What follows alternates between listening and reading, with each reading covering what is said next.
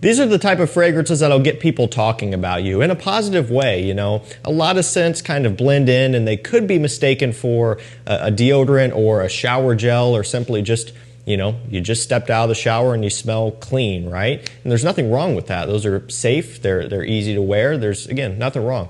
But if you want something that can't be mistaken for something like that, you want people to know that you actually have invested in yourself and you are wearing, you know, a premium fragrance, you know, a nice designer scent, these are going to be the ones that are for you, because these don't really smell like you just walked out of the shower. Some of these are sweeter, some of these are a little bit more gourmand, kind of boozy. That's typically not your usual body wash type of smell. So people are going to know that you're wearing something. They're going to assume that it's expensive because all of these smell very premium and very classy. So like always, I'm going to drop links to everything I talk about in the description below if you want to check any of these out. We're going to get things kicked off with a cologne from Maison Alhambra. This one is Jean Lo Immortal. Now this has ginger, grapefruit, and ambroxan, and to keep it simple, this is a clone of Louis Vuitton L'immensité, right? Which is one of my favorites from the brand. It has somewhat of a similar color to this, a little bit more orange, maybe, but yeah, pretty similar looking. The bottle, the cap is kind of similar as well, and this has a magnetic cap just like the Louis Vuitton. So I love that fragrance. You know, my top three are that one, Imagination, and then, I don't know, probably Pacific Chill, maybe Meteor, it's hard to say. I like a lot of them. They're just expensive for really what they are, and kind of hard to justify, but luckily there are clones that make that process not nearly as expensive, and this is one of them here. This is one of the few L'immensité clones that I know. And it's funny because right now in the Rasasi Hawas line, we currently have an Imagination and a Pacific Chill clone, and it makes you wonder, are they going to stop there? Are they going to keep going with the Hawas and make some more? Because I feel like logically this would be another one that they need to put out, because this one's pretty popular as well. If you want a nice, bright, fresh, citrusy fragrance with a little bit of this sugared sweetness, I would highly recommend checking this one out because there is a little bit of a sweet touch. It's not completely sour and bright and citrusy and punchy like, for example, Pacific Chill. There's a little bit more of a musky edge to this one, a little bit more of a woodiness. It smells beautiful. I love the smell of this stuff. And I believe this is going for somewhere around, I don't know, $20 to $30 on discounters for a clone like this, which is not bad for what you get. Trust me when I say this might look like another citrus fragrance, something that can be mistaken for smelling clean and fresh, but anybody who smelled this stuff will know that that's not the case. This has a very unique and premium smell about it to where it's not going to blend in. Moving on to the next one from Hugo Boss, we have Confident Oud. So this one I discovered just completely randomly. I'm not saying I was the first one to ever discover this, but I hadn't heard about it anywhere else, and I just saw it on discounters. I believe it was actually Fragrance Buy, and I was like, oh, that's interesting. Just the name didn't necessarily intrigue me, but I went and looked it up anyway, and kind of seeing the brand Accord mixed in with the oud, which is the only two notes that they give us, had me a little bit more interested. I decided I'm going to go ahead and buy it. It was a blind buy, but it wasn't all that expensive. You can get testers for 60 bucks, usually full presentation for not too much more than that. So, you know, very, very affordable compared to what they retail for. I figured I'm going to take a chance on it. I got it in and was super taken off guard, but in a good way. I was very impressed. It has a very much boozy forward scent, and it kind of reminds you of a few things. And for me, it has a little bit of this kind of, honestly, this Boss Bottled Absolute smell in here, which kind of makes sense because it's the same brand, and I would imagine that you know, is kind of a common thing. I get a little bit of a Killian Straight to Heaven type of oak, boozy rum smell. A little tiny bit of Nascimato Baronda, but not nearly as much. Baronda is more of a bright whiskey. This is more of a smooth, sweet kind of rum booziness, so not a huge comparison there, but that's kind of where this one fits. It's kind of not necessarily a clone of anything in particular, but it is drawing inspiration from a few other popular scents, one of which being, you know, a fragrance from the same brand here. Just kind of resinous, sweet, kind of slightly balsamic. And then a little bit of oud, of course, although it's not like a major oud note here like you would maybe expect given the name, but it smells really nice. That brand accord is kind of introducing this dusty, kind of powdery booziness to go along with it. Again, 2 notes, but there's so much more going on here that they're just not telling us about, but you kind of get the idea. For me, this is like everything I look for in a scent, right? And I didn't know that until I got it because I wasn't expecting it given the lack of notes that they give us here. So you kind of have to find out for yourself and take a chance there on a blind buy. Or you could just, now I can tell you about more what it's like and make it easier for you. So if you like boozy scents, if you like sweet scents, if you like something kind of woody and just mysterious smelling and fitting into a category roughly that I just listed off there with those other scents, you're gonna like this one. But if you don't like boozy sweet scents, you would wanna pass on this. Let's go with something, a little bit more mass appealing here. We have Le Male Parfum by Jean-Paul Gaultier.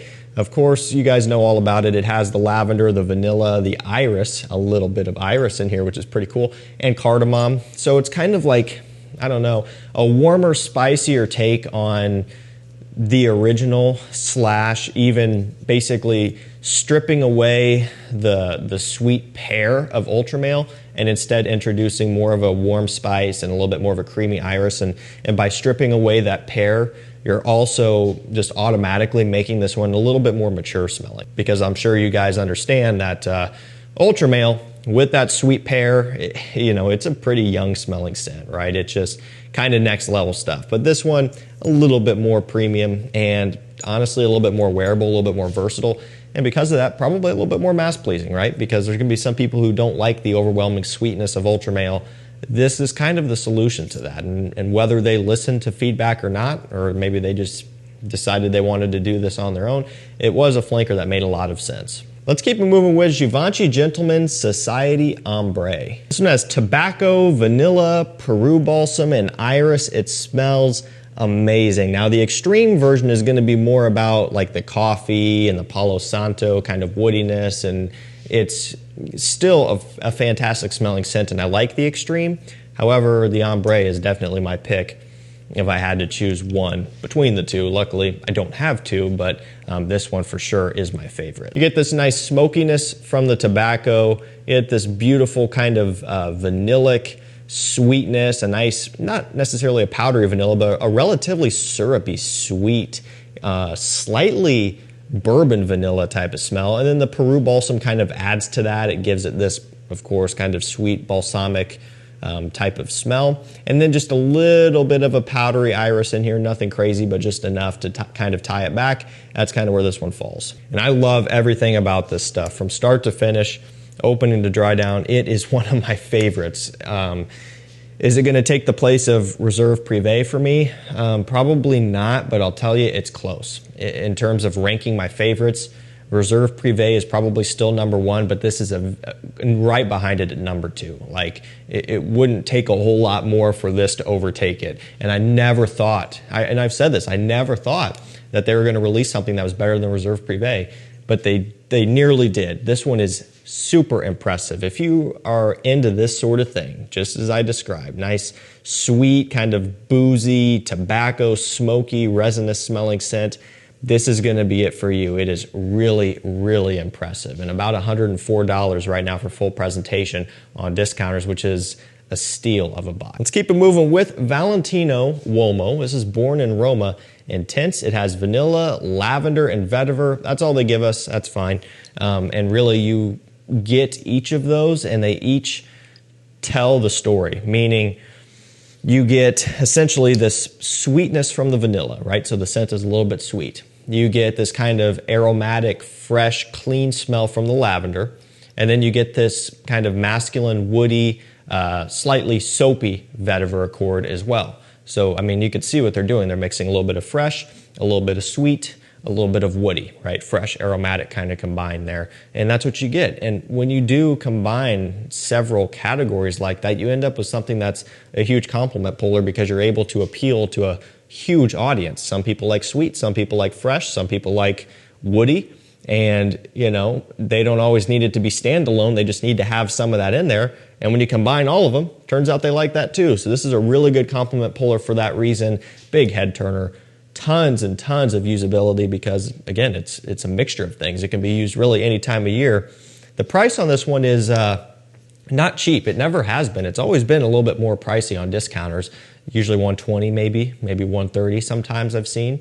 And really, that's a pricey one, but at the end of the day, with all the use you can get out of this one, it's not horrible. Let's go in for another cologne. Up next, we have Dumont Nitro Elixir. This is, I believe it's the newest one, or at least it was at one point. Maybe I'm behind on something, but it's got orange blossom, praline, tonka, ambergris, and some apple in here as well. So what is this? Well, the easiest way that I'll describe it is it's still kind of incorporating nitro red. So I didn't list off all of the notes, but buried after the ones I talked about was, I already mentioned the apple, but there's some other citrus in there as well.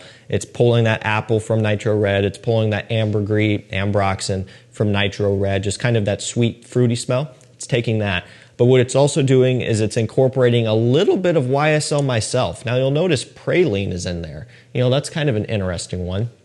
Praline, that's been used in some interesting scents. I mean, I can think of one like Ultra Red where by Paco Rabanne, where it's using like a blood orange and stuff like that, but then it's also using some sweet praline and stuff, so it's kind of combining them. That's kind of what this is doing as well. It gives it just a little hint of a sweetness, but it honestly doesn't take it overboard. It's not what I would consider to be an overly sweet scent. There's still plenty of fruits and kind of a bit of a freshness going on to where, you know, you have kind of a middle ground. So a little bit of nitro red, a little bit of YSL Myself. EDP / Parfum is more so what I'm getting. The Parfum is sweeter. This is sweeter, so kind of more so leaning in that Parfum direction. I love it. I think it smells great. Now, it's not going to be a mind-blowing scent, right? Because this is, you know, a common smell somewhat. However, that's not really what we're after. We're kind of trying to get the conversation flowing, and when people smell this on you, I mean, man, it does smell addictive. It really does. There is something about this one that is really, really interesting, and in that type of sense, people are going to love it. People are going to go crazy for it. They're going to be talking about it. They're going to want to know what you're wearing, and they know it's going to be a cologne. It's not going to be mistaken for some deodorant or body spray. Now, this next one you might think could be mistaken for a body wash because it's technically a Bleu fragrance, but it's not a Dylan Bleu. It's not a Sauvage. It's by far probably the most premium smelling Bleu fragrance you can buy on the market. It's Bleu de Chanel Parfum. So the EDT, EDP, a little bit more fresh, a little bit more clean, a little bit more soapy.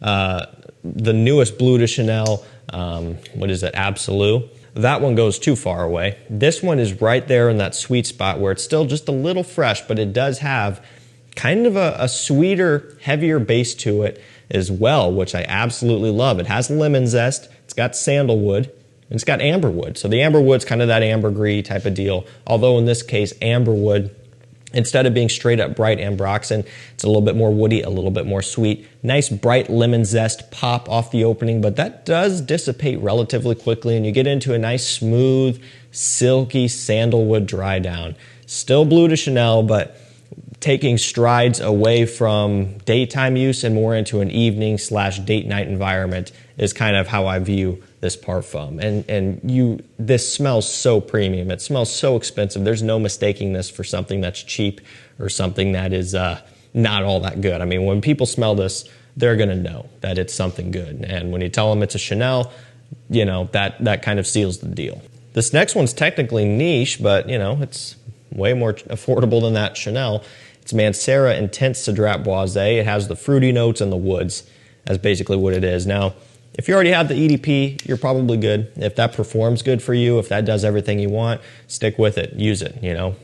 Run it till it runs out. But, you know, for me, this Intense version is better. I've never gotten bad performance out of the EDP. In fact, consistently, I've gotten great performance out of the EDP over the years. But keep in mind, my bottles are older. I got mine back in 2017, 2018, right? I've heard people say that over the years it's gotten weaker. I personally can't attest to that. I'm just going off of what I've heard. If that is the case, if the EDP is not strong on you, then this is where the Intense comes in. I like it because it is a more refined, more full-bodied smelling scent, right? And the added performance is a bonus, although it wasn't needed for me. But for a lot of people, this fixes that lack of performance from the EDP. Some of us just prefer a Parfum concentration too. I prefer a Parfum concentration because of not even necessarily the mega longevity, but more so the delivery of the scent. I don't need a ton of projection distance. What I do like though is a heavier scent that leaves a trail, that when I leave the room, it's still hanging. That's what I prefer, and that's what a Parfum is gonna do. Running down to the end with Ralph's Club Elixir. This is by far the best Ralph's Club you can buy. Pretty much no contest. The Parfum's good too. Actually, they're all really good. However, this one is my favorite by a long shot. It has iris, leather, lavender, olibanum, and patchouli. Man, it smells good. Has a nice sweet resinous smell to it that you really didn't get in any of the other ones, which are basically just fresh and aromatic and kind of woody from start to finish. This one has a lot more character, a lot more depth. That leather iris combination mixes perfectly. Nice strong masculine patchouli and just a hint of a smoky olibanum, kind of bright smoke there. It smells great. Super impressive stuff. If you have slept on this one because you haven't liked the rest of the Ralph's Club lineup, I would recommend looking into it. It might surprise you. Last up for this video, we have Burberry Hero. This is the Parfum. Only 3 notes: cedar wood, amyris, and cypriol oil. So the cedar wood needs no explanation. Strong, earthy, woody cedar wood here. The amyris gives it this kind of bright, bright pop off the opening a little. And then, I don't know, that cypriol oil has kind of always been a confusing one for me. I think it gives it just a little bit of this green kind of slight woodiness as well. Everything mixes together to where it makes sense here. This is an overwhelmingly strong, woody, and earthy smelling scent, basically, from absolute start to finish. So it's not going to be everybody's favorite, but this is one that stands out big time. You know, it's kind of against the grain because it's not an overly sweet scent like a lot of new releases. It's more of a masculine, strong, woody scent. But if that's what you want, this is gonna be it. Alrighty guys, that's gonna do it for me. Some fragrances that are gonna be turning heads and starting conversations because these really do stand out. People are gonna know that you're wearing something with intention, right? You're trying to be more than just clean and fresh. You're really trying to make a statement, and these do it. Thank you guys so much for watching. Stay safe, stay healthy. We'll see you tomorrow with another one. Take care.